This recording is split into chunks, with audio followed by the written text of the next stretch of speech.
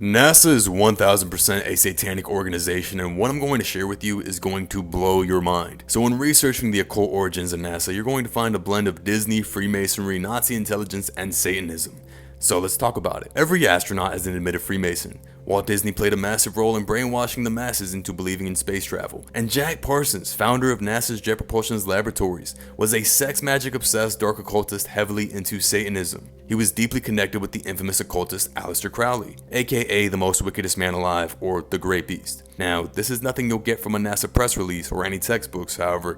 None of this is myth, but documented historical facts. So let's break it down into two parts. Now about Jack Parsons, because this guy was completely erased from not only history as a whole, but NASA entirely. In a sense, he is the real founder of the American space program.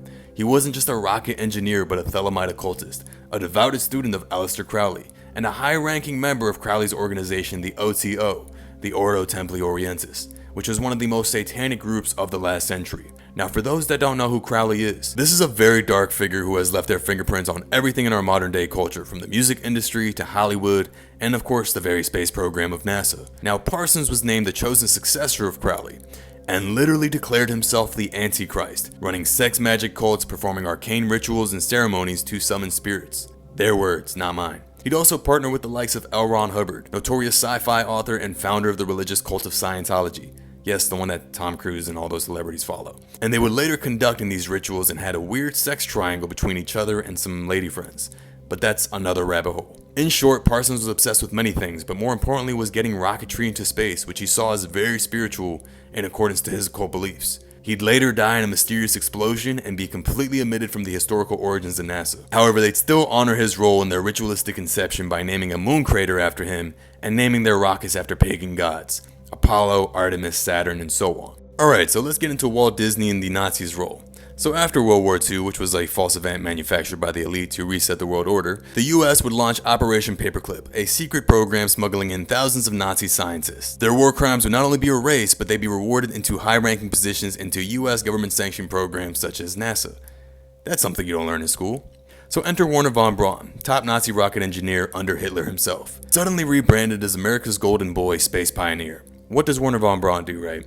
He partners with Walt Disney, the man shaping the imagination of entire generations and future generations to come, and sell the idea of space travel. Now before this propaganda campaign, the average person didn't even fathom the idea of space travel. They would use cartoons and documentaries to create their script for a new religion: space worship. And then this would create future propaganda films such as Star Trek, A Space Odyssey, Star Wars, Marvel, all the same propaganda to reinforce the same lie: that you are a cosmic accident, Earth is meaningless, and space is your new god. Funny enough, Wernher von Braun's cemetery is actually in the city I grew up, and it's interesting he has a specific verse on his tombstone. Psalms 19:1.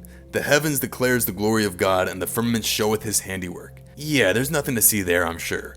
Look, the truth is always hidden in plain sight for those with eyes to see, folks, and once you realize that space travel and NASA itself was born from black magicians, high-level occultists, Nazis, and Freemasons sworn to secret oaths, you start to see what this is really all about: to disconnect man from God. And when you go deep enough down that rabbit hole and start to pull the thread on all these secretive Masonic orders and Kabbalistic cartels, you find that same goal.